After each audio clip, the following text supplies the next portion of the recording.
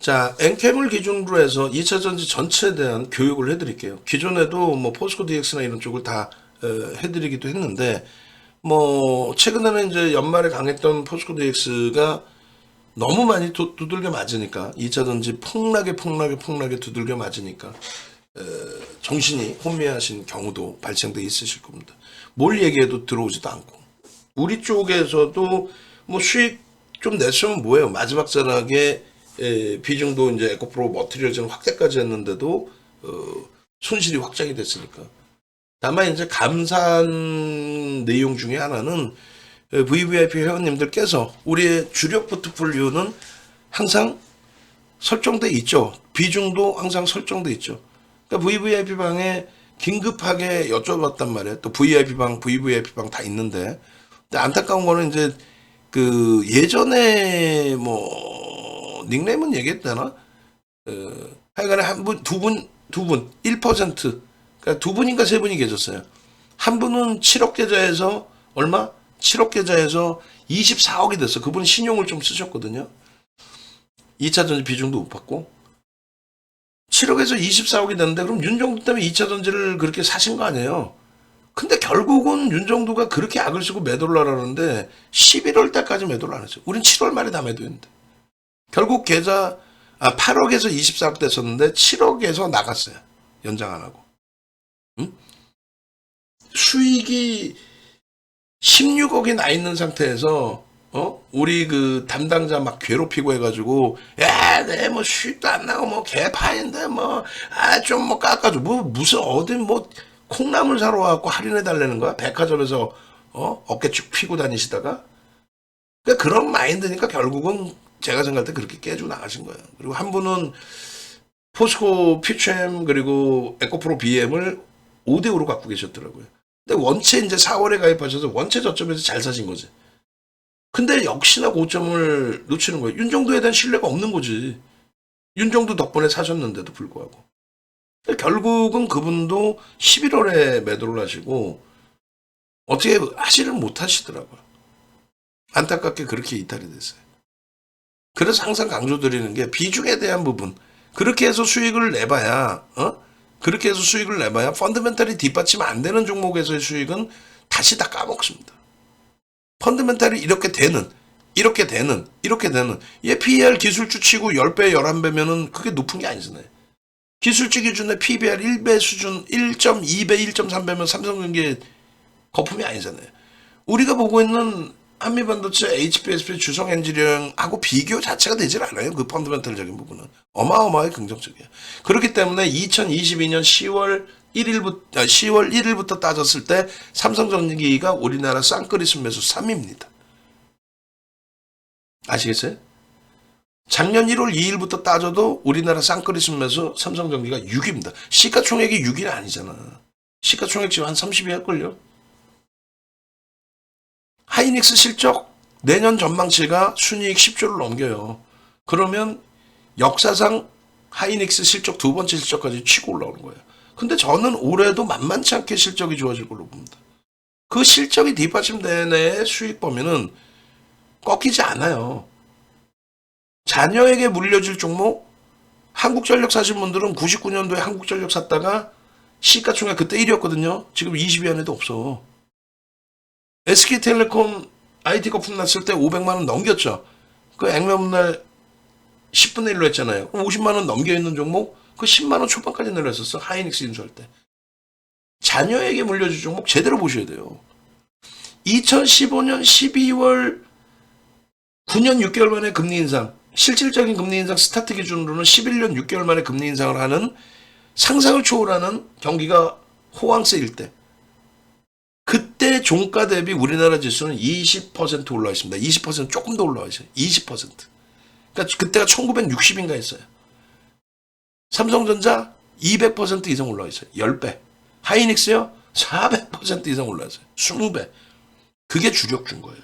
차화정 랠리 때라든가 그 이전에 2000년 초반 기준에서의 조선주 랠리라든가 지금의 기준이 딱 IT의 기준이 시대가 바뀌고 세상이 바뀌는 AI가 지배하고 있는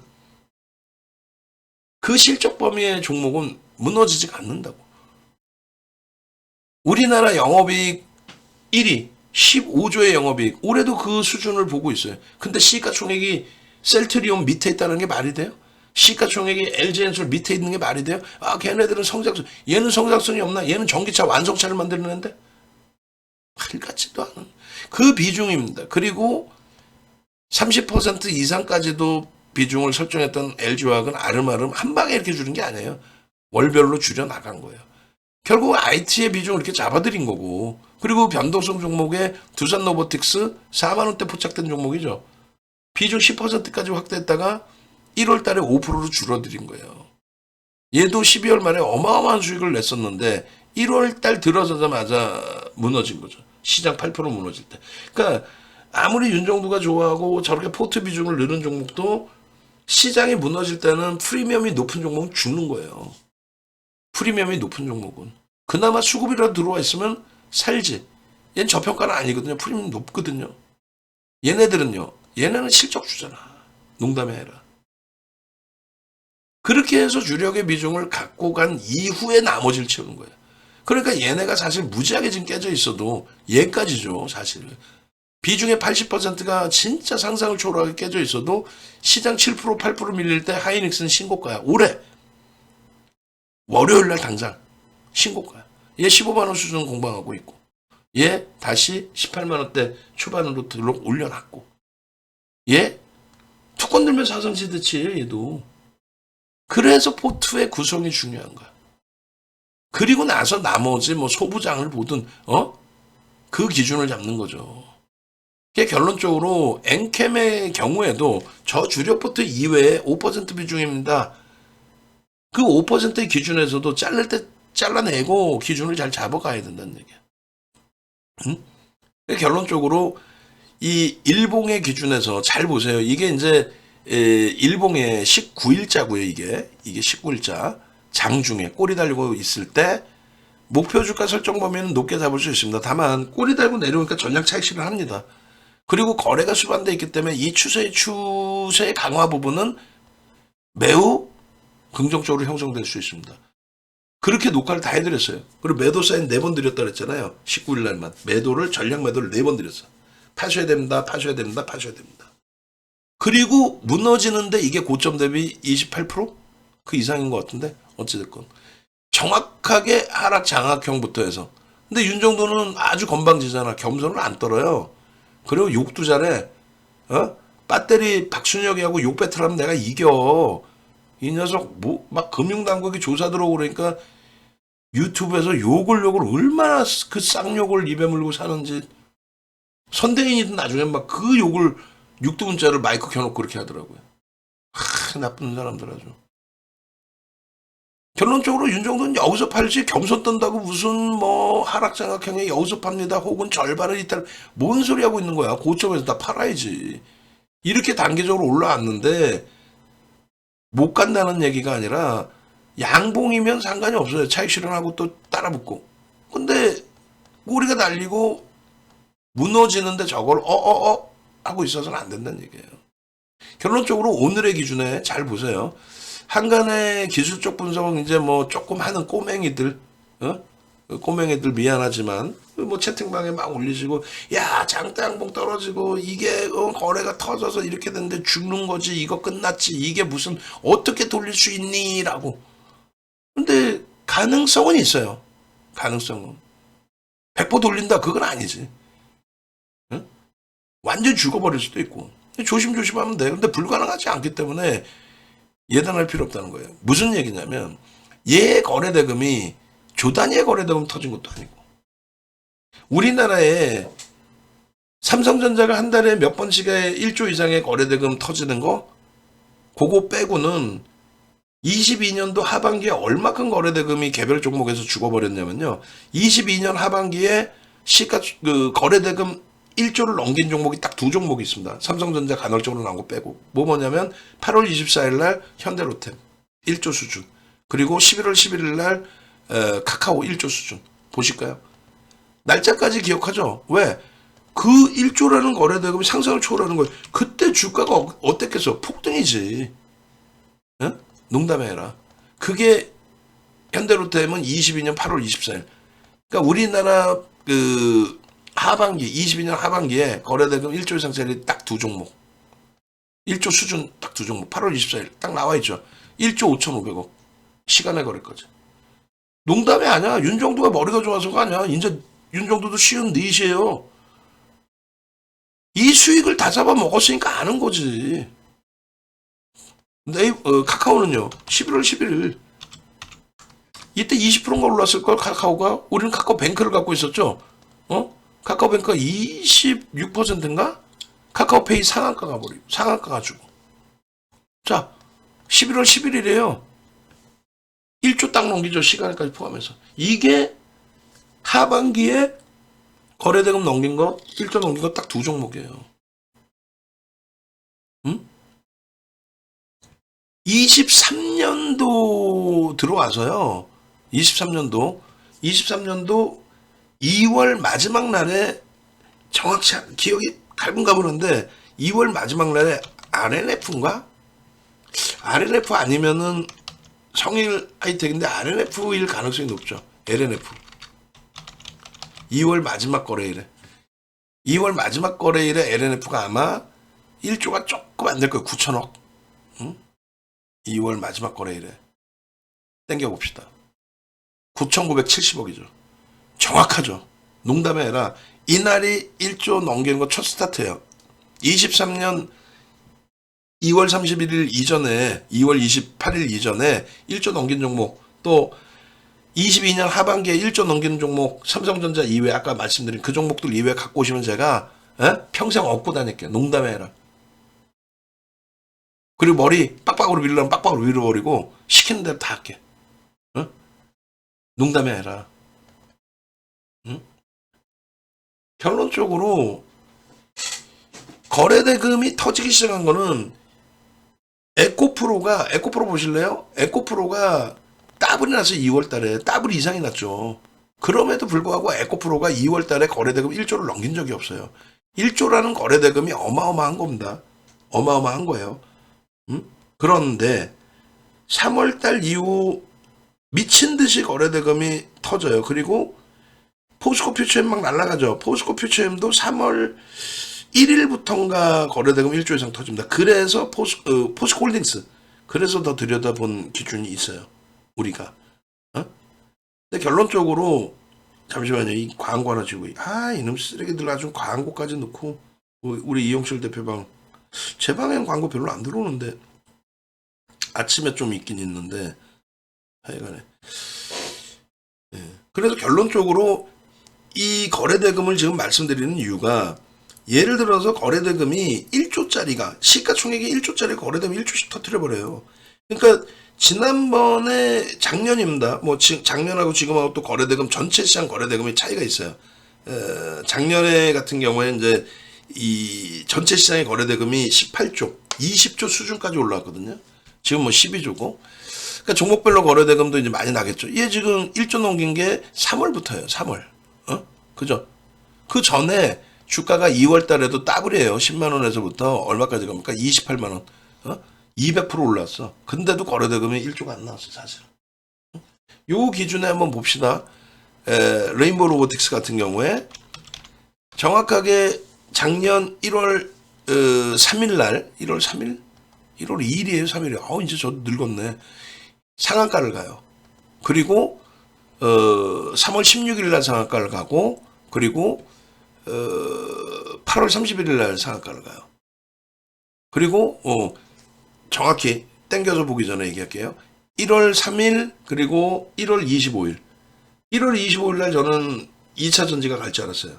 포스코 퓨처엠이. 1월 25일 무슨 날이냐면 구정 휴장 이후에 테슬라가 바닥에서 미친 듯이 올라옵니다. 고점 대비 75% 빠진 다음에 미친 듯이 올라와. 그때는 배터리 이 새끼 도망가고 없었어요. 아유, 욕을 했네. 죄송합니다. 금양이 고점 대비 막 50% 깨져 있었죠. 그잖아요. 22년도 하반기에 날아갔다가 2차 전지가 다 30% 50% 깨져 내려오니까 배터리 흔적이 없어졌어요. 도망가고 없었단 말이야. 아유, 그 얘기 하지 맙시다. 그 얘기하면 또 시간 길어지니까. 레인보우 로보틱스가 1월 25일 날 상한가 가요. 1월 3일, 1월 25일, 3월 16일, 8월 31일. 자, 1월 2일 날 상한가를 가요. 이때는 1900만 주대 종목이에요. 그냥 2000만 주라고 할게요. 2000만 주짜리 종목에 1월 3일 날 29.91까지 올라가고 상한가까지 풀리고 끝났는데 4만 원이면 8천억이에요. 그럼 우리는 거의 안 들어가거나 간헐적인데 이 당시에 시장이 진짜 너무 어려웠어요.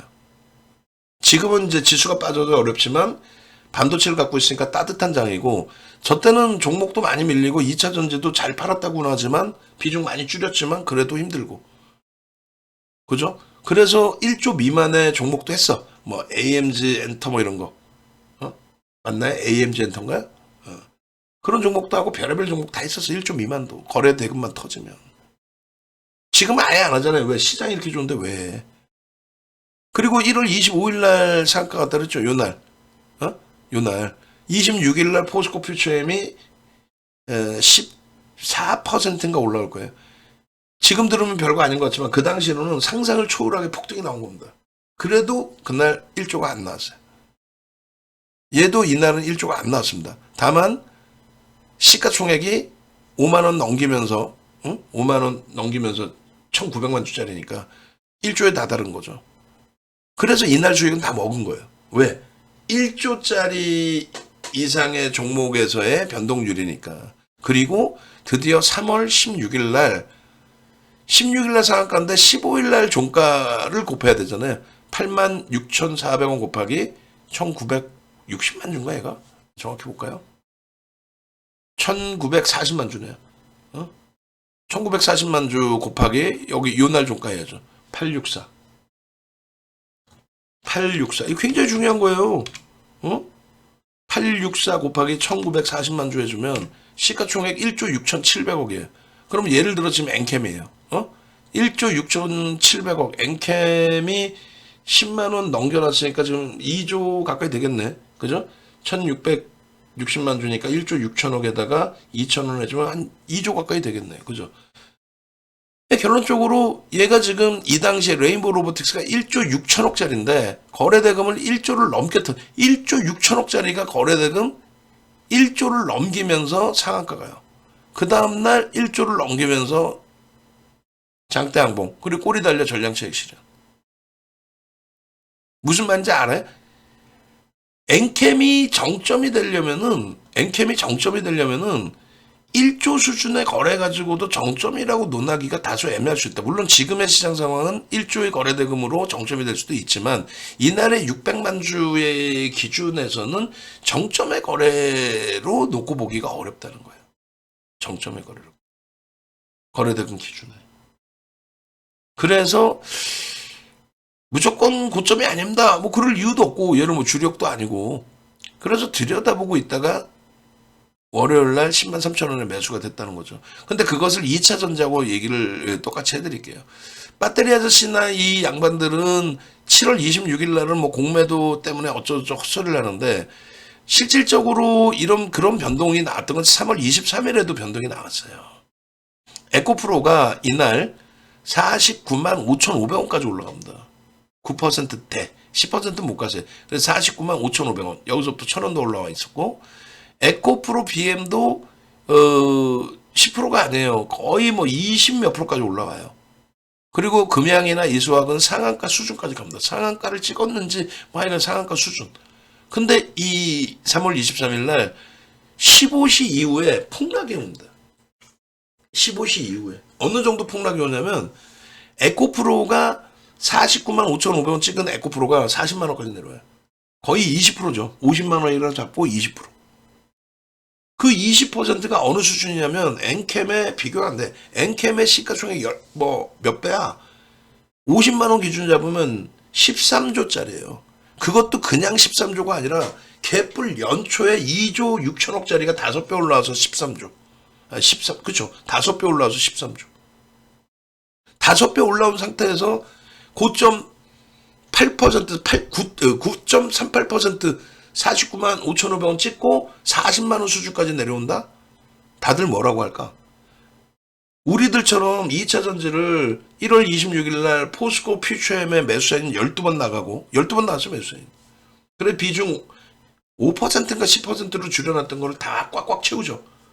그 다음에 2월 1일 날 에코프로 BM이 거래되면 빵 터지면서 8% 올라와요. 그때 8%는 엄청 큰 거였어요. 주가 얼마였는데 97,000원이었어. 그 수익 다 잡아먹고 2월 8일 날 에코프로가 변동이 확장이 되면서 21%인가 올라와요. 그 수익 다 잡아먹고 아니 거래대금 최상인데 매매 안 하냐고. 검색 계절 다 뜨는데. 결론적으로 이 당시 기준에 꺾여져 내려왔잖아요. 어? 2시 51분에 매도 사인 나왔고 시시 넘어서부터 곤두박질 치기 시작해가지고 에코프로 BM이 강보까지 밀렸다니까. 유가증권 코스닥 시장의 시가총액 1위 주가가 얼마예요? 25조예요. 10조도 안 되던 애가 25조까지 올라왔는데 거기서 무너졌으니 다들 뭐라고 얘기했겠어? 금양 이수학 상한가 수준에서 상한가 뭐 이 상태에서 약보까지 밀렸을 거예요. 그리고 종가는 돌렸습니다. 응? 그랬을 때 많은 사람들이 농담해라 뭐라 그랬겠어요. 종가는 보합으로 돌린 거야. 이게 일봉입니다. 어떻게 됐냐면 시초가 수준까지 이렇게 내려왔던 거예요. 이렇게. 음봉은 아니더라도 거래가 상상을 초월하게 거래가 어찌됐건 터졌잖아. 근데 윤정도는 방송 갖고 나서 웃어. 이건 매수 신호야. 꺾인가 크로스까지 거래 터져 있어. 이건 대박이지. 농담이 아니라. 3월 23일입니다. 배터리 애들이 이날 있었으면은 공매도 때문에 이런 헛소리 했을 거야. 공매도 나온 거 없어. 공매도 왜 밑으로 왜 업팅룰 위반 안 해요. 일부 그 어마어마한 거래 속에서 일부가 위반이 되는 거지. 그거를 쥐가 얘기한 2차전지 폭락 나온다고 그런 걸 물고 뜯어주면 돼서 양아치지? 뭣도 모르는 선대인 옆에서 낄낄대고 있고 선행매매 해가지고 7억을 선행매매로 부당이득을 취했으니까 낄낄대고 웃으면서 야 박순혁이 때문에 나도 먹고 사는구나. 클릭수에 동접에 또 유료 회원까지 받고 있더만. 아유 나쁜 놈들 아주. 에코프로 요거 300% 오른 거예요 이게. 그러면 지금 보시면 별거 아닌 것 같죠? 지금 보시면 별거 아닌 것 같잖아요. 당사자라고 생각해 보세요. 이날 가입하자마자 이날 탈퇴하신 분이 계세요. 거기다 이용철 전문가가 그분하고 통화를 했는데 약간의 말실수. 순식간에 벌어진 일이니까. 하필이면 그분이 에코프로에 집중을 한 거예요. 그것도 8% 올라갔을 때 사신 거야. 아니 에코프로 BM도 있고 있는데 이제 본인이 가장 마음에 드는 게 에코프로를 사신 거지. 또 우리가 강도 있게 드렸어요. 근데 문제는 40만 원까지 내려갔다가 보합으로 끝났단 말이에요. 그분 입장에서는 손실폭도 손실폭이지만 40까지 20% 가까이 깨져 내려갔다는 거에 충격인데 이렇다 할 설명을 들은 게 아니라 이용철 전문가 그 당시에 잘 내용을 이제 잘 몰랐으니까 자기가 장을 안 보고 있었을 때 그때 잠깐 안 보고 있을 때 뭐 얘기하다가 아이고 당연히 알아서 좀 뭐 손절도 하시고 뭐 수익률 이렇게 얘기해 그분 빈정이 상하신 거예요. 가입한 첫날이신데 그냥 탈퇴. 근데 우리는 이거를 정점이라고 얘기를 안 한 이유가 시장에서 모든 사람들은 이건 정점이라고 얘기를 했고 끝났다라고 얘기를 했고 특히 이럴 때에도 그리고 이때는 박순혁이가 없었어요. 도망가서 없었다가 박순혁이가 나온 건 언제 나왔냐면은 그 2차 전지 세일즈 할 때 금양으로 세일즈는 할 수가 없잖아요. 그러다 보니까 뭐 LG엔솔이나 이런 쪽 자료, 지 머릿속에 나온 거 단 하나도 없어요. 증권사 보고서 이런 거 훔쳐다가 그 자료로 방송을 했는데 아까우니까 그걸 짜집게 해서 책으로 내놨단 말이야. 내놨는데 어느 날 갑자기 2차 전지가 박순혁이가 떠들어서 올라온 게 아니라 걔는 도망갔다니까. 금양이 반토막 나고 막 그래가지고. 그랬다가 주가가 이렇게 올라오니까 박순혁이 도서가 베스트셀러로 가버린 거예요. 2차 전지가 막 올라가니까 2차 전지가 야 에코프로가 13조까지 갔어. 야 이거 미쳤냐? 이거 뭐야? 그렇게 하니까 그때 기어 나온 거예요. 그 짜집기 한 책이 창피하잖아. 그러니까 그거 다 뜯어 고쳐가지고 지가 쓴 거인 것처럼 또 포장하고 동영상 넣고 아마 30만 원인가에 팔아먹었을 거예요. 그 박지모 몇만 명 되잖아요. 만 것만 팔아먹었어도 2, 30억이란 말이야. 나쁜 놈이지. 그래 놓고 박순혁이가 또 언제 없어졌는지도 알려드릴게요. 이 상태에서 결국은 윤정도는 어떻게 해요? 정점이 아니라는 내용에 대해서 이 거래대금을 이 거래대금을 더 크게 형성시키면서 거기서 꼬리가 달리거나 음봉으로 떨어진 게 아닙니다. 1조의 거래대금은 조금 전에 보신 매우 중요하다고 얘기했죠. 레인보우 로보틱스가 1조 6,500억일 때에 1조의 거래대금을 터뜨리면서 상한가를 갔어요. 3월 16일 날. 이날은 3월 23일입니다. 근데 주가가 5배가 올라왔더라도 어찌됐건 시가총액이 2,600만 주짜리란 말이에요. 원래 2,450만 주였는데 찔끔찔끔 주식이 늘었어요. 13조까지 장중에 올라왔죠. 13조짜리가 고점 대비 20% 밀려. 얘만 아니라 에코프로비엠 다. 그러면 윤정도는 뭐라고 설명해 드리냐면 박순익처럼 그 정신 나간 공매도가 때려서 미친 헛소리 안 하고 고빈도 거래라는 게 있어요. 고빈도 거래라는 단어를 금융당국이 만들어 놓은 겁니다. 그래서 매수매도 지 상장 주식수보다 막 거래를 더 터뜨려요. 1초에 7번 붙일 수 있어요. 그게 2011년 기준에. 지금은 더 빨라졌을 거예요. 1초에 더 많은 체결이 될 수 있단 말이에요. 기계가 기계끼리 LP 역할에서 붙어버리면. 그러니까 파생상품 ELW 이런 데 붙으면 빠바박 그게 막 1초에 21년 기준에 7차례. 그 속도를 대만이나 이런 데 기술 수출을 하기도 했고. 어찌됐든 그 고빈도 거래소의 기준에 거래되고 이제 터지는 건데 13조짜리의 기준에 1조 원의 거래대금 앞에서도 터진 거래대금이고 그 거래대금이 오버슈팅의 기준의 거래대금으로 형성되어 있지 않다. 제가 판단할 때는.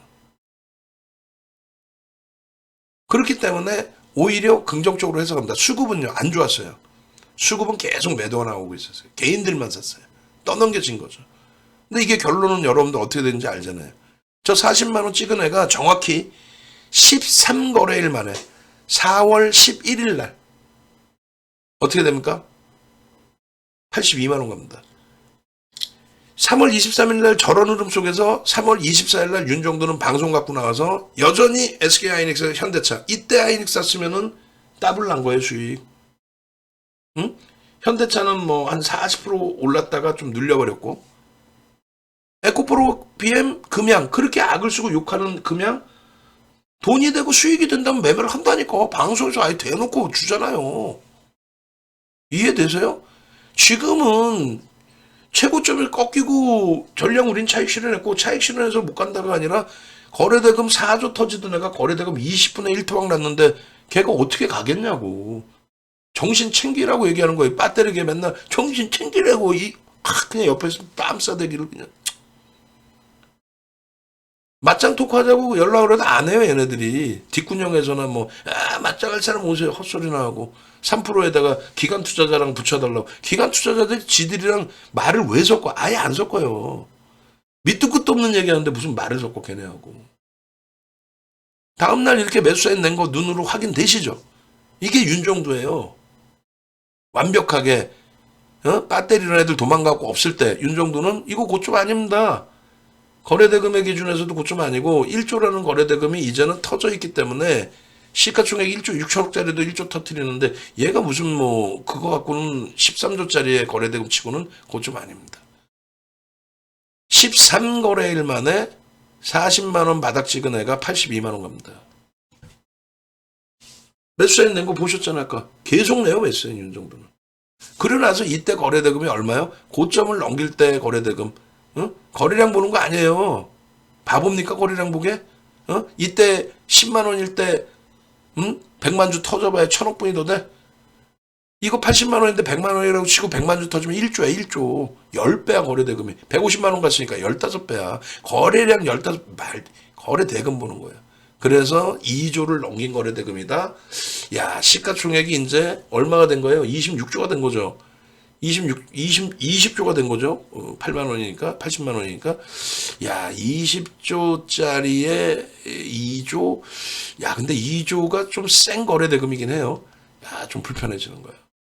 그래서 이때 에코프로 BM 전량 있는 비중 다 정리, 그리고 포스코 그룹주로 옮겨갑니다. 그게 포스코 DX 11,000원일 때예요. 정확히 날짜가 4월 14일인가 그쯤 될 거예요. 그리고 나서 에코프로는 어떻게 됩니까? 이렇게 올라가죠. 이렇게. 그러면 이게 어떻게 된 거냐면 여기가 82만 원, 여기가 50만 원이 살짝 이탈되는 구간입니다. 여기가. 이때 정확히 5월 10 며칠인가? 또다시 금양이 고점 찍고 밀려요. 그래 배터리가 나와서 개 헛소리하고 여기서 무조건 사야 된다. 헛소리를 했을 때 들은 사람들이 이제 추종자가 된 거지. 어? 베스트셀러가 되면서 유명 인사가 돼버렸는데 여기서 막 물방울하고 했는데 고점 대비 80만 원짜리가 50만 원 깨졌으면 얼마 깨진 겁니까? 40% 깨진 겁니다. 금양 같은 애가 50% 깨졌겠지. 그래 놓으니까 얘가 또 도망간 거야. 농담이 아니라. 나에게 은혜를 입었던 사람들이 뭐 어쩌고 헛소리 하면서 나 두 번 다시 복귀 안 할 거야. 나 은퇴할 거야. 헛소리 찍찍 갈겨놓고 그게 인터뷰 기사로 나와요. 제목까지. 검색해보세요. 한번 배터리. 그렇게 도망갔던 놈이 여기서 다시 갑자기 어느 날 또 튀어나온 거야. 주가 막 올라가니까 봤지? 이러면서 나쁜 놈 아니야. 그래놓고 이 또라이가 여기서 계속 살아오는 거 아니에요. 그리고 아무 상관없는 공매도를 여기다 갖다 붙이고. 자, 우리는 걔를 욕할 게 문제가 아니라 그래서 결론은 엔캠이 무조건 갑니다. 이게 아니라 거래대금이나 그리고 추이 추세 기준에 엔캠이 고자락이 그 6천억 거래, 7천억, 8천억까지 되네. 그 거래가 터졌다고 해서 무조건 고점으로 인식할 필요는 없다. 응? 요게 3월 23일이고 이때 변동률이 시가총액 13조짜리가 고점 대비 20% 수준. 응? 시가총액 26조 뭐 이렇게 하고 있던 에코프로 BM이 고점 대비 걔도 20% 수준 조정이 나왔어요. 그리고 나서 13거래일 만에 따블이 나온 거예요. 그리고 50만 원 찍고 그러고 나서 이제 세배 수익이 났잖아요. 근데 이 세배 수익이 날 때 거래대금이 4조입니다. 근데 4조의 거래대금이라는 거는 얘 4조 에코프로 BM 5조 해가지고 두 종목이 전체 시장 거래대금 10조 수준까지 돼버린 거예요. 너무한 거죠. 물론 코로나 터지고 나서 코스닥 거래대금이 5조 미만인 날들이 많았어요. 코로나 이전에. 5조 거래대금이 하루에 5조 이하인 날들이 많았어요. 코로나 터지고 유동성 때문에 빵 터진 거죠. 그 당시에 시젠, 넵지노믹스, 수젠텍, EDGC 진단키트 4인방 휴마시스 안 껴줬고 시젠이 2조 6천억 나머지 세 종목 합산해서 1조 4천억 해서 네 종목이 하루 거래대금 4조씩 터뜨린 날이 있어요. 그렇다고 그게 정점이 되느냐? 아니었어요. 양봉의 추이 추세의 기준이었기 때문에 이어질 수 있어요.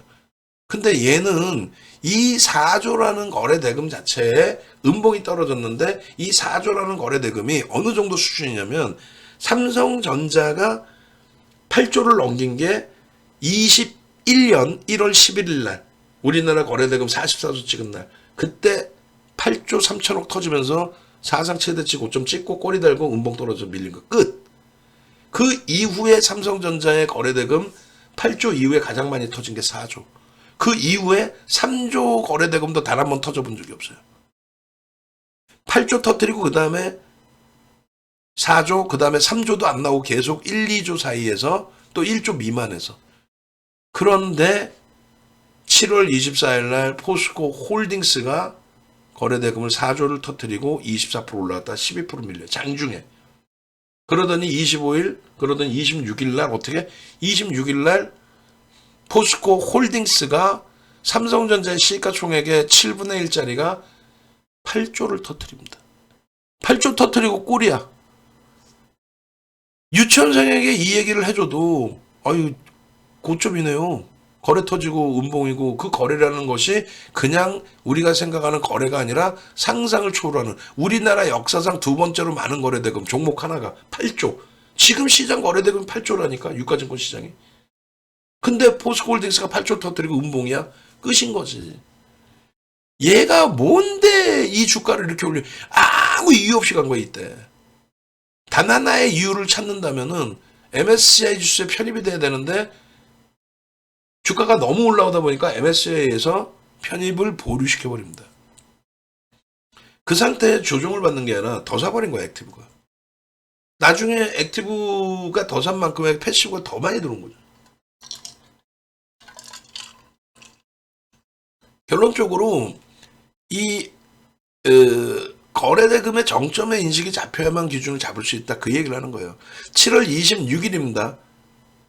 배터리가 쌩 난리를 죽인 날. 이날 아까 이제 제가 알고리즘 매매 얘기하다가 저도 나이가 있다 보니까 옆으로 빠져버렸는데 그때 20% 조정받은 거는 어떤 그 기준이 잡히냐면 예전에 리먼 터졌을 때도 마찬가지인데요. 다우지수가 하루에 막 1000포인트 빠지고 이런 때가 막 있었어요. 하루에 막 7%, 8% 선진시장이. 근데 그 기준에서 어떻게 돼 있냐면 예를 들면은 이제 뭐 호가 간격이 이렇게 쭉 있다고 쳤을 때 여기 매도 여기 매수 여기서 매수 알고리즘 왔다 갔다 하는데 누군가가 좌이건 타이건 매수를 한 방에 다 때려버린 거예요. 이쪽 매도로. 그러니까 여기가 공백이 생길 거 아닙니까? 그럼 기계적으로 로스컷 물량이 쏟아지는 부분들이 있어요. 그 부분에 막 쏟아져 버린 거지. 근데 그게 비이성적이었으니까 바로 제자리로 돌리면서 강보합으로 마감되고 뭐 이런 추세? 그래서 그거는 가끔씩 뭐 1년에 한 번 정도 나올 수 있는 주문 실수가 아닙니다. 시스템 에러에 같이 연동돼서 무너지는 케이스를 얘기합니다. 그런 경우가 7월 26일도 나온 건데 누구나가 차익 실현에 대한 욕구가 나온 거예요. 공매도는 에코프로가 15배 올라올 때 공매도는 계속 나왔어요. 근데 주가는 계속 간 거는 포스코 홀딩스가 28%를 개인들에게 넘기는데도 주가 계속 간 거는 잘 생각해 보세요. 시가총액이 포스코 홀딩스가 10위 안으로 들어왔단 말이에요. 그러면서 인덱스 비중이 높아져요. 인덱스 코스피 200 지수 인덱스 비중이 높아지니까 계속 더 사는 거야. 살 수밖에 없는 구조야. 두 번째는요. 2차 전지의 ETF 상품이 발행이 되는데 계속 판매가 잘 되죠. 그 돈이 들어와서 고점이니까 좀 밀리면 사겠다. 이런 거 없어요. 40만 원이 고점이라고 생각해서 안 샀다가 150만 원 가버리면 펀드 매니저 뭐가지 날아가는 거야. 야, 내가 돈 줬잖아. 사놓으라고. 근데 왜 안 사놨어? 이렇게 되는 거예요.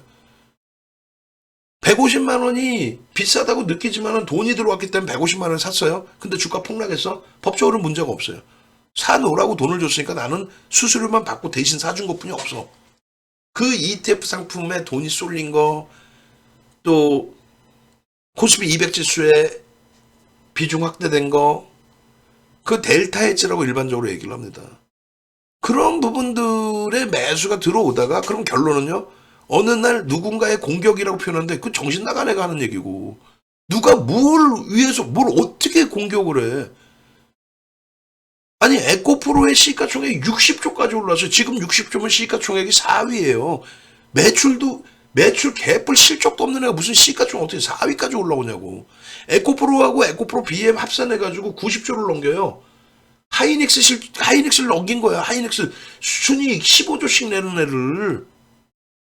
그러니까 누구도 유치원생도 알 거 아니야. 그런 내용을 들으면.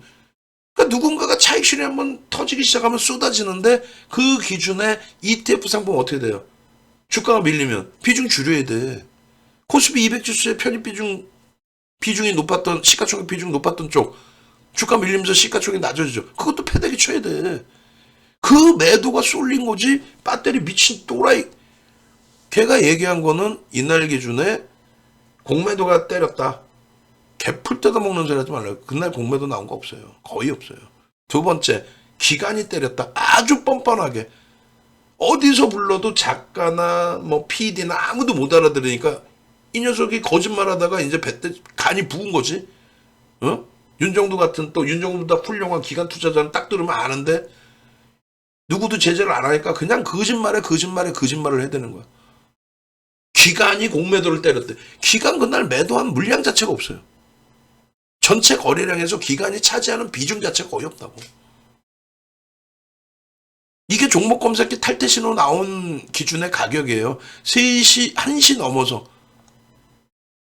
1시 방송하고 있었잖아요. 그때 팍스에서. 이 가격에 매도세 전략 매도하십시오. 왜? 단순하게 포스코 인터내셔널이 1억 얘가 1억 7,500만 주가 할 거예요. 1억 7,500만 주. 근데 얘가 1억 7,500만 주인데 시가총액이 24일 날, 그러니까 23일이죠. 23일 날 9조였어요. 9조. 시가총액 9조였어요. 17만 5천. 9조. 시가총액 9조. 근데 그게 24일 날 상한가, 25일 날 추가 폭등, 26일 날 상한가. 그래가지고 9조짜리가 3일 만에 17조 갑니다. 17조. 9조짜리가 3일 만에 17조 갔는데 여러분들이 가슴에 손놓고 생각해. 부럽다만 하지 마시고. 저거 꺾이면 죽는다 아냐? 거품거품 개거품이 꼈구나. 오버슈팅이 너무 세구나. 꺾이면 죽는구나. 24일 날 우리가 포스코 퓨처엠 한 10% 그날 12% 폭등 나오다가 조금 눌렸던 거였는데 5% 이상 밀렸었어요. 우리 기준대로 차익 실현이야 그러면. 근데 포스코 퓨처엠을 전량 차익 실현하거나 되돌리면 다시 사거나 하는데 어찌됐건 포스코홀딩스가 고점 대비 12%나 밀렸단 말이야. 24일 날. 포스코 퓨처엠 53만 원에 정리했어. 근데 26일, 27일, 25일, 27일, 6일 이틀 만에 하루 반나절 만에 70만 원 가까이 와요. 69만 원. 53만 원도 진짜 어마어마하게 올랐다. 우리가 1월 초에 17만 6,500원이 저점이었거든요. 그리고 18만 원에서 계속 매수하면서 비중은 22년 하반기 대비 훅 줄여가지고 5%인가 10% 쥐고 있는데 뭐 20만 원이라고 합시다. 18만 원이냐 20만 원. 그 200%. 시가총액 17위짜리가 200%. 미친 거지. 와, 너무 행복한 거지. 근데 거기서 하루 반나절 만에 40%가 올라? 시가총액이 40조짜리가 40%. 그러면 거기서 꺾이면 정점이지. 그거를 악을 쓰고 거기서 살아오르는 그 나쁜 놈이지. 걔는 증권사에서 객장에만 있었고 애널리스트 교육 잠깐 받다가 내가 볼 때는 머리 안 돼가지고 잘린 것 같고 그 증권사 옷 벗고 나와가지고 뭐 자문사에 스카웃 무슨 자문사에 스카웃인데 증권사가 더 크지 자문사가 커.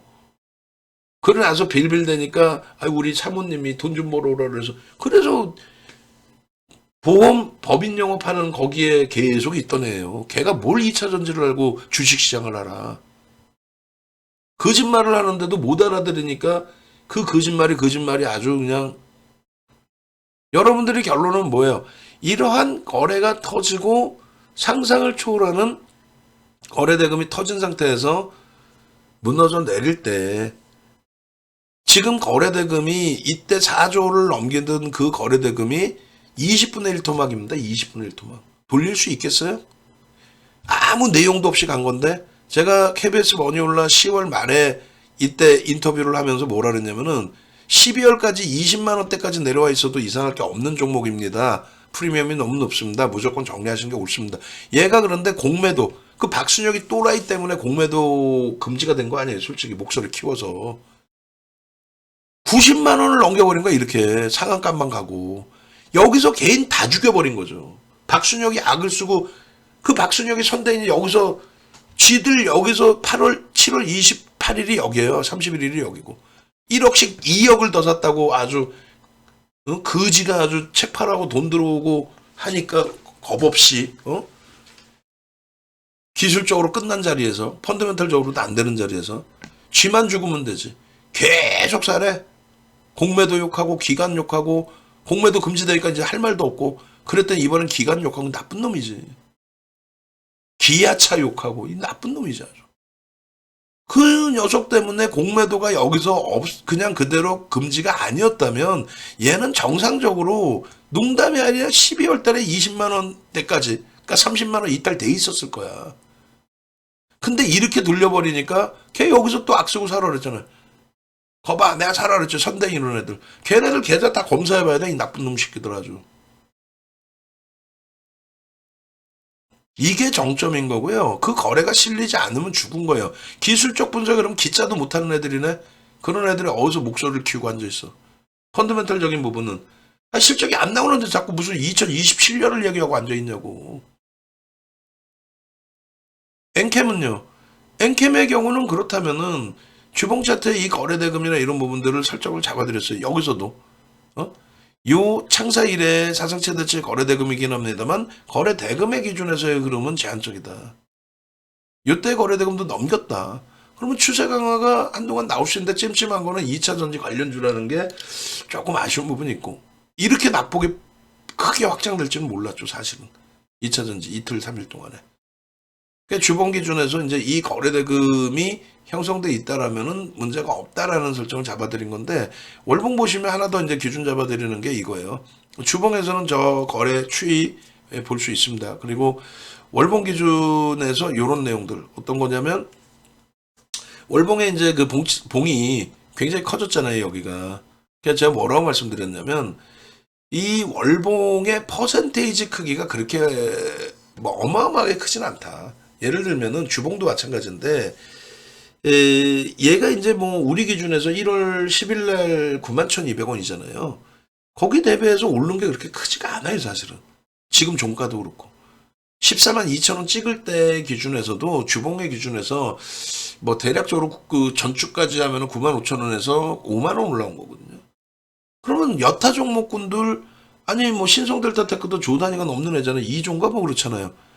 상한가 가고 그 다음날 폭등 나고 그 다음날 또 상한가 가버려. 그러면 3일 만에 얼마 오른 거야? 어마어마하죠. 근데 얘가 그렇게까지 오르진 않았거든. 시각적으로 캔들이 커져 있어 보일 뿐이지, 응? 꼬리가 여기까지예요. 시각적으로 캔들이 엄청나게 커져 있다 일 뿐이지, 퍼센테이지로는 월봉 기준에서 상상을 초월하는 캔들의 크기는 일단 아니다. 일단은. 그리고 적산병이 나올 때에도 그냥 뭐 예를 들면 이런 적산병, 거래도 없는 적산, 이거는 아무런 의미가 없어요. 적사병이고. 아니 그럼 맨날 뭐 한 적 100병까지 가게? 어?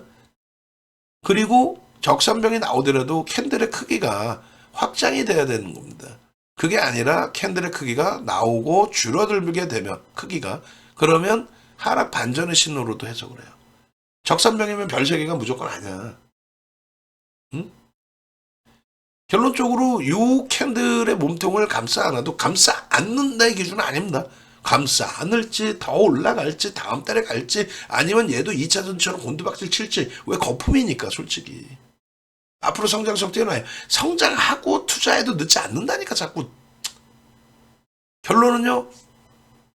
기술적인 기준에 중립 범위로 객관적으로 설정을 해드리는데, 맹신해서 대박 납니다, 성장합니다, 기술적으로 대박, 이게 아니고 객관적으로 딱 놓고 볼 때 정점입니다, 이거 끝났습니다 하는 쪽의 의견에 반론을 주는 거예요. 자, 월봉에서 정점 인식이 이렇게 있어도 정점 인식 아니에요. 양봉이죠.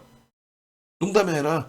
남은 길이 있고 꼬리를 좀 감싸 안아주면 이쁜 거고, 감싸 안지야 못해도 상관없어요. 별 2개짜리란 말이야, 저렇게 되면. 응? 별 3개가 아니라.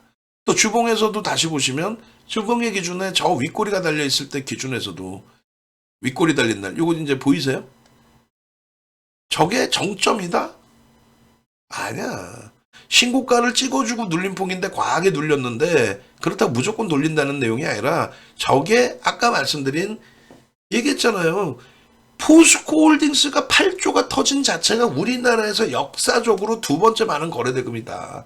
삼성전자의 시가총액 7분의 1짜리가 8조 3천억, 삼성전자가 응? 전체 시장 44조 터질 때 터트린 거래대금을 포스코홀딩스가 8조를 터트렸는데 똑같이 꼬리 달고 음봉으로 미끄러져 내려왔다. 그건 끝이다. 근데 지금 이거는 뭐 역사적인 또 시장에서 어떤 굉장히 특이한, 또 거기에 뭐 말도 안 되는 그 수급 논리의 뭐 무너짐이라든가 이건 아니기 때문에 뭐 이걸 완전히 끝났다 볼 필요는 없다.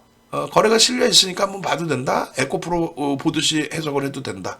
그리고 양봉의 크기에 대해서 퍼센테이지로 놓고 보셔라. 지금의 퍼센테이지로는 하다못해 얘가 지금 그 주봉 차트인데요. 11월부터 142%예요. 제주반도체 500% 올랐어. 뭔 소리 하는 거야. 제주반도체 더 올랐어. 많이 올라서 고점인데 그것도 아니란 얘기예요. 막연히 어설픈 그런 기술적 분석하지 마시고. 마지막으로 최종적으로 보시면 월봉의 크기가 너무 큰 거 아니냐.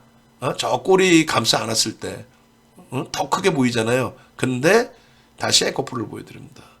에코프로의 주봉입니다.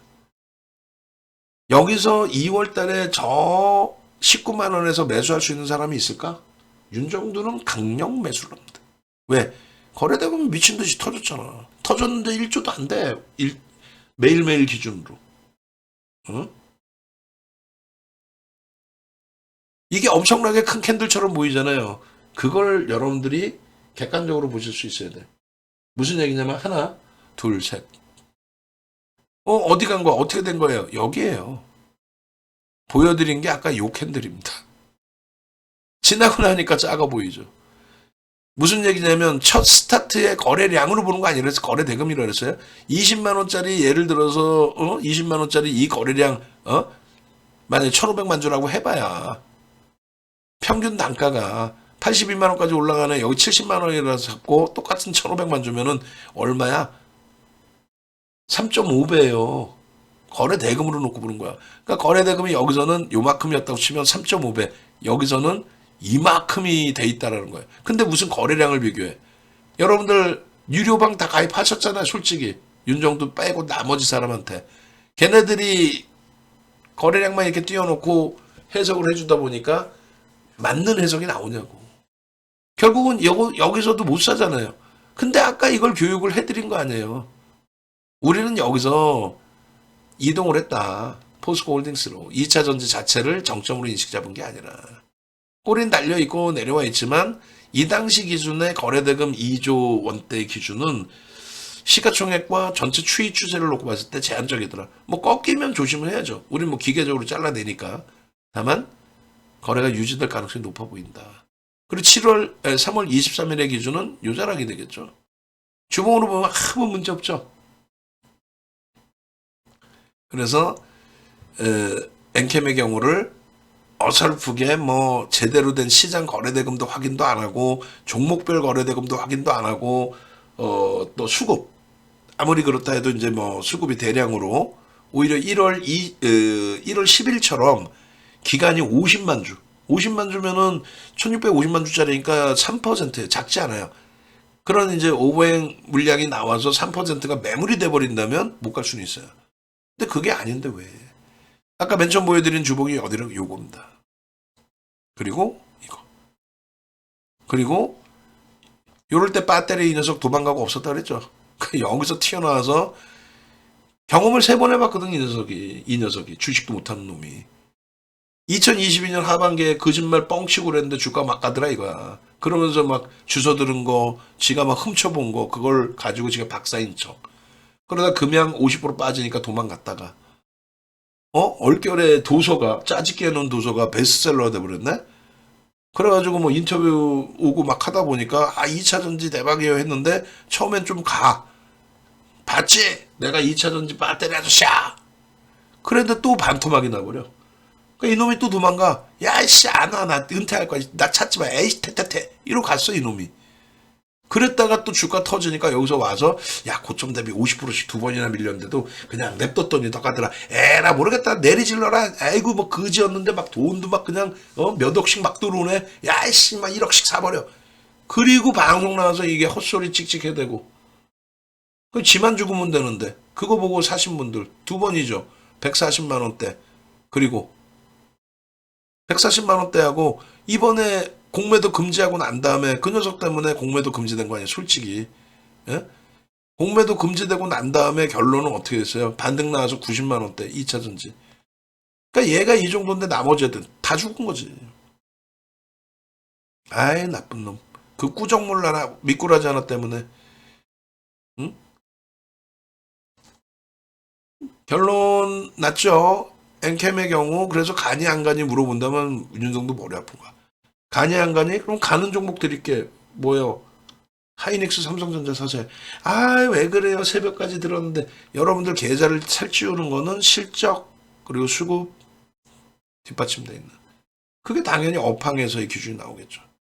그리고 엔캠처럼 에코프로처럼 2차 전지든 변동성 종목은 말 그대로 매일매일 끊어내라는 게 아니라 거래대금이 수반돼 있는지 확인을 하고 거래대금이 끊기는 순간 뒤도 안 돌아보고 도망쳐 나와야 되는 거예요.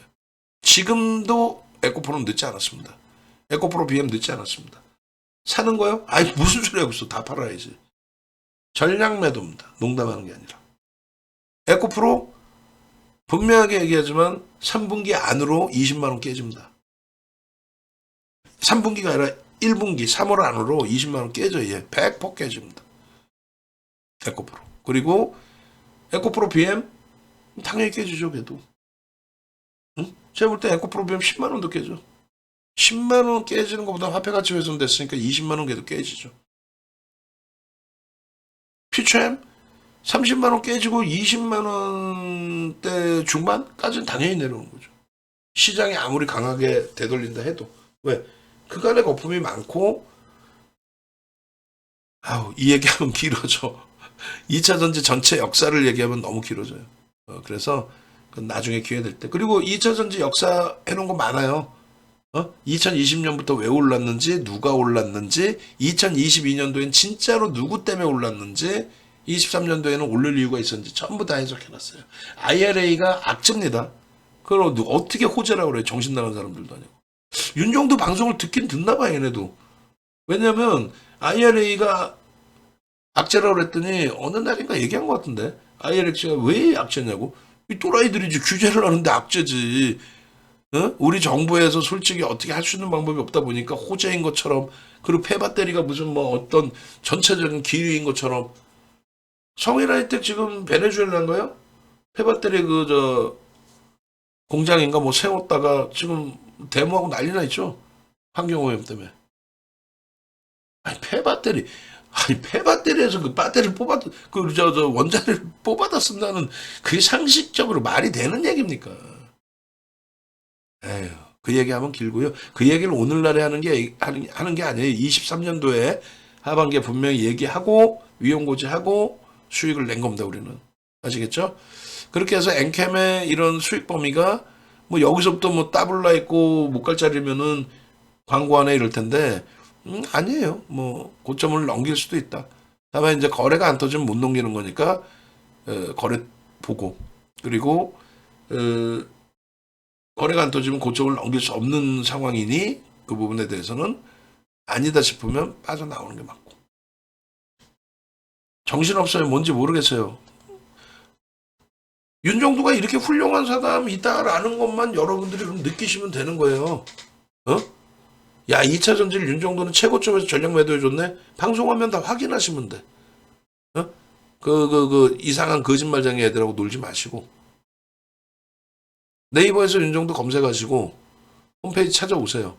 유튜브 홈페이지 찾아오셔서 가급적이면 VIP방보다는 VVIP방으로 오셔서 함께 하시고, 지금 검색기 교육 66,000원 아니에요. 88,000원이에요. 30분까지 이제 확대해 있고 신청하시고 VVIP방에 오셔서 수익 내시고.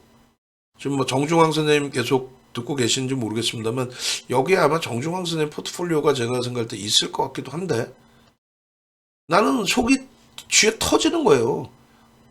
아니 4월부터 같이 하셔서 2차 전지 그 초대박을 내실 수 있는 분이 왜 거기서 연장을 안 하고 또 이탈이 되냐고. 혼자 하시겠다고. 내가 볼 땐 걔가 좀 많이 깨져 있을 것 같은데, 시장이 이렇게 밀려 있는데.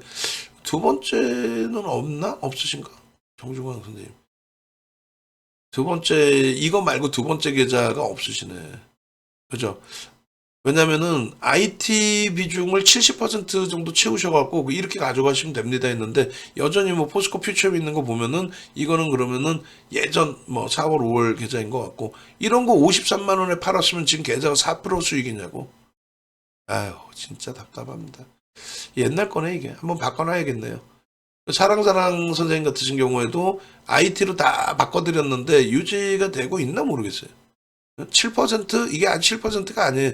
요 계좌 부분은 3천, 4천, 6천, 7천만 원 계좌니까 10%에 여기서 변동성 매매 기준 뭐 이런 것도 내용이 있겠죠. 근데 이분도 결국은 연장을 안 했어요. 혼자 해도 될 것 같고, 1월 달에 제가 생각했을 때는 좀 손실이 많으셨을 것 같아요. 그러니까 여러분들이 혼자 해서 감당이 되실 수 있다면 상관없는데, 여러분들이 이탈하는 순간 제일 먼저 하는 게 뭐예요? 하이닉스 삼성전자. HPSP의 화요일 날 설명드리면서 정중앙 선생님 말씀을 제가 했어요. 솔직히. 이 좋은 장에 사상 최대치 고점을 넘긴 이 HPSP를 가지고 똑같이 방에서 운영이 되고 있는데, 우린 매수 뭐 이러고 있는데, 갑자기 정중앙 선생님 스타일은, 와, 내가 이거 더 할 줄 알고 52,500원에 샀는데 지금 51,000원인데 이거 손절해야 되나요? 와, 돌아버리는 거지. 아니, 사상 최대치 신고가를 찍고 어떻게 손실일 수가 없는데, 오늘 가입하신 분이면 이해해. 오늘 가입하신 분이면, 52,500원 샀어요. 그러면은, 괜찮습니다. 뭐, 분할 매수. 그러면 되는데, 5%의 주력에 버금가는 IT의 종목인데, 아니, 그 전에 다 채워갖고 있었잖아요. 저는 여기서 꺾일 줄 알고 이날 장중에 좀 밀려 여기서 팔아버렸어요. 아니, 매도 사인을 준 적이 없는데 여기서 팔아버렸어요. 그래놓고 여기서 고점에 샀어요. 손실, 이거 손절이에요. 그래버리면 방 안에 전체 분위기가 다 깨지는 거야. 갖고 계신 분은 꼬리 달려갖고, 고점 놓쳤네. 짜증나 있는데 열받아버리고. 새로 들어오신 분들은, 야, 이 방 깨지는 방이야? 야, 마케팅은 뭐 사성체대 신고가로 대박 났다 그러더니, 야, 손절을 해야 되는 방 분위기야? 농담이 아니라. 그래가지고 오히려 연장해야 될 구간에 연장 못 하신 분도 꽤 많죠, 지금. 그분들에 대한 걱정이 앞서는 거죠. 그러니까 이 분위기라는 게 굉장히 무서운 거예요. 그래서 정중앙 선생님을 뭐라고 하려는 게 아니라, 아니, 왜 지난해 5월부터 가지고 오던 주력주의 기준에 중간에 차익 실현하고 재편입의 기준을 설정할 수 있지만, 추이 추세 기준에서 시장에서 제일 강한 놈을 조금 올라갔다가 매도 사인도 안 나왔는데 조금 밀리면 거기서 정리를 하냐 이거예요. 어지간해서는 안 판다고 약속했으면 70% 이상을 IT로 채워놨으면 지금 입 째져가지고 너무 감사합니다, 고맙습니다, 행복해야 되는데, 상품 안내하려고 전화드렸더니 뭐 이 종목 손실이고 저 종목 손실. 왜 이 종목 저 종목 손실을 얘기해? 70% 이상이 IT였으면 지금 계좌가 빵빵하게 수익이 터져 있어야지. 얘 신고가 하이닉스 신고가인데. 외부에 계신 분들도 이렇게 해서라도 본인들 포트 구성 제대로 잡고 흔들리지 않고 정리할 종목 정리하고 수익 낼 종목 가지고 가실 수 있는, IT 채우라는 꽉꽉꽉 채워서 수익 낼 수 있는, 2차전지 작년에 꽉꽉꽉 채우라는 꽉꽉꽉 채우실 수 있는 그런 기준이 되셔서 대박을 잡아내셔야 돼요. 아시겠죠? 요 기준 설명을 또 드릴 거니까, 응? 절호의 기회, 15년 만에 온 기회 놓치지 마십시오. 수익 내고 체험하고, 거의 뭐 체험인 거지. 과금만 한 거지. 뭐 이 수익이 도달이 안 되면 15% 수익이면 과금하신 거 가지고 환불하셔도 되고, 그걸로 나 VVIP 방으로 갈 거예요. 너무 행복해요. 15% 수익이라니 이러실 수도 있고, 또 우리 VVIP 회원님들을 위한 이벤트이고, VVIP 회원님들은 어차피 연장하시고 그래야 될 그 기준에서 긍정적으로 해석을 할 수 있는 기준이 되잖아요. 전화번호 여기 밑에 있습니다. 전화 당장 하십시오. 내일 당장에 여러분들의 꽃길을 걸으셔야 될 분들만.